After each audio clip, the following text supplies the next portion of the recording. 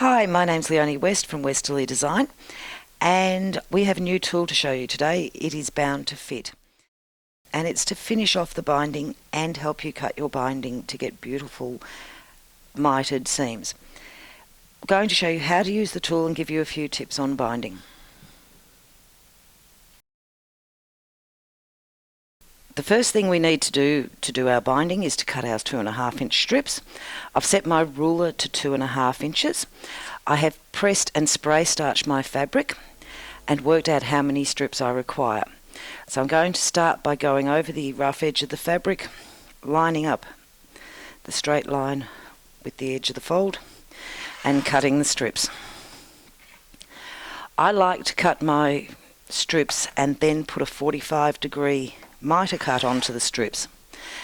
That way I get a seam in my binding that is not too many layers of fabric sitting together. So I'm just going to cut 4 strips for this quilt.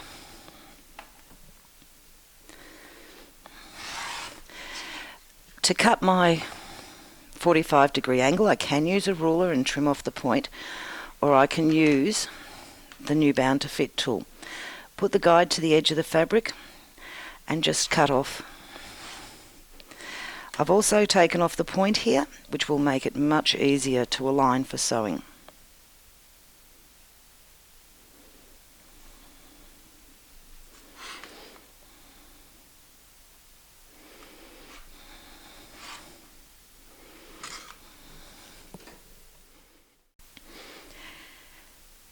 I'm now going to join these 2 binding strips together. I've taken off those points using the Bound to Fit tool. I can just bring them right sides together. I want them to be coming at this angle. That way I know when they open out, they'll be opening out straight. I'm going to align the edge here and put a pin in it. And I will also put a pin at the other end. So now that I've got the 2 pieces pinned together, I'm ready to sew these. I'm going to sew these with a scant 1/4 inch seam allowance. Now that I've sewn these seams, I want to press the seams, and I want them all to be pressed in the same direction. I'm not really worried about which direction as long as it is the same direction. I don't want to press these seams open. This is one time where you really don't want to press the seams open. If I press the seams open, my stitches are going to be pulled with usage and it can tear apart. This way my seam on my binding will hold together, and the binding is the part of the quilt that takes the most stress. So we'll press those seams, and as you can see, these fabrics line up beautifully. Now that we've pressed the seams, I'm going to press this fabric in half. I want to press it wrong sides together and press the full length of the fabric.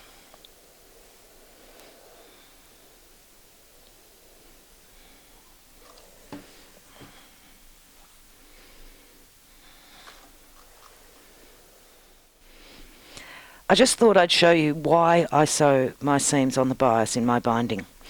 This sample here I've sewn with a straight seam. As you can see, when it goes on top of each other folded, I've got 6 layers of fabric now. When I put it onto my quilt, I'm going to fold this over. This is going to fold over again, and I'm also going to have the quilt batting and backing in between here. There's 16 layers of fabric sitting on top of each other at this point. And as you can see, it's a very big, bulky binding that I've got there. With it sewn on a 45-degree angle, my seams are actually sitting here and here. They are not sitting on top of each other.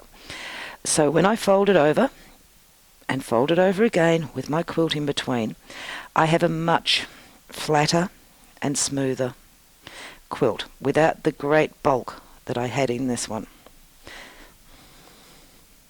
Now adding the binding to the quilt. I'm going to start sewing, I want around a 10-inch tail coming off here. And I want to leave about 12 inches between start and finish.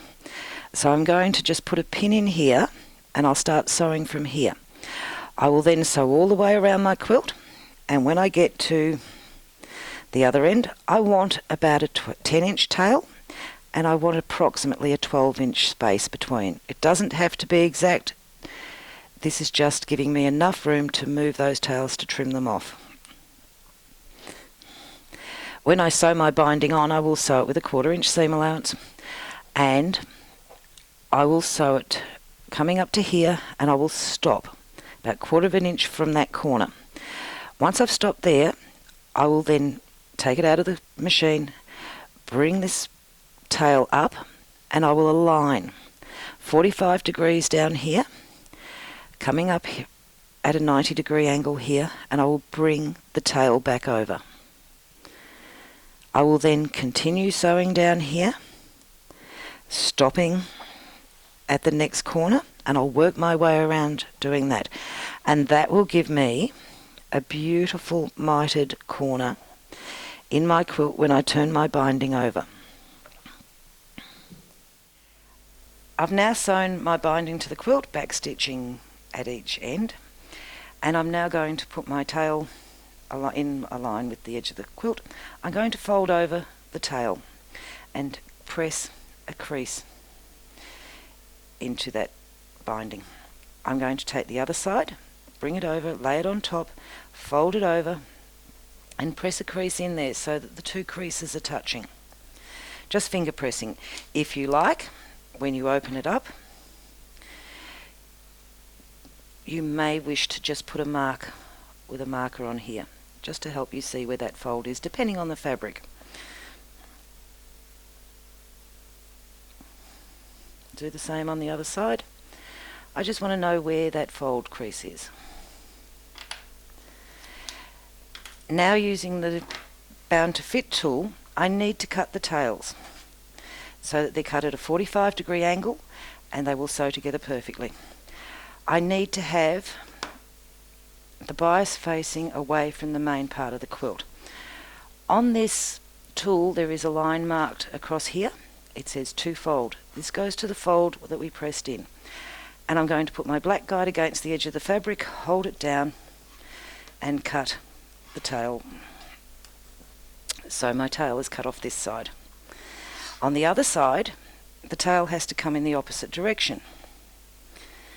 So again, we just move the fabric until we're comfortable with it, so it's going to be in a position that we can cut the tail off easily. I just turn the tool around, I put the guide to the edge of the fabric and my two fold line against, on top of that fold. If you notice, it is again pointing to the centre of the quilt. And take off the tail. Now all I have to do is pin the two sections together. We've taken off the tips, so we have edge to edge sewing. Put a pin in this end, matching these two edges. Do the same at the other edge. Put a pin in, and we will now sew down with a scant 1/4 inch seam allowance. The seam is now sewn. Just remove the pins, and I will just press that seam over. Normally I would not press on my cutting mat, but I've got the quilt under there to protect it. And as you can see, I have a perfect binding to quilt measurement. I'll just go and sew that seam. I've now sewn the final seam of the binding. All I have to do now is to turn it over and hand stitch down the other side. But as you can see, I have a binding that is finished without any stretching or pulling into the centre. Very quickly, very easily.